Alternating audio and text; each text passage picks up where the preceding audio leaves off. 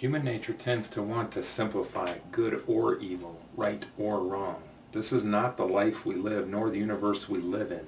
The sun is good and bad. Radioactive elements, they're good and bad. We need to recognize that most people are right and wrong, not right or wrong. With this in mind, I'd like to suggest two major groupthinks that have a tremendous impact on many aspects of life, regardless of whether we share the ideologies. One of the top groupthinks is among many evangelical Christians who believe the earth and universe are less than 10,000 years old. This notion contradicts Scripture and it greatly contradicts science and history, but this is a powerful example of bias with many well-intentioned, intelligent people accepting it. It starts with a desire to stay true to Scripture and over time has built some pseudoscientific models to support the notion.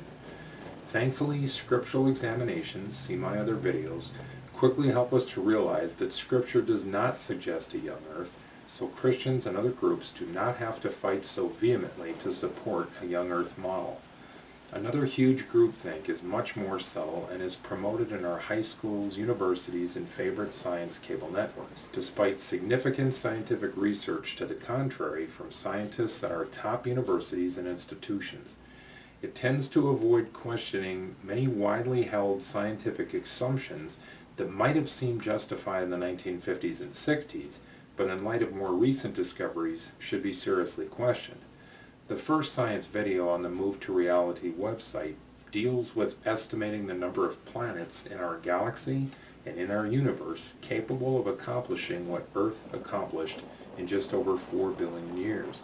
An accurate estimate is paramount in assessing scientific assumptions and hypotheses.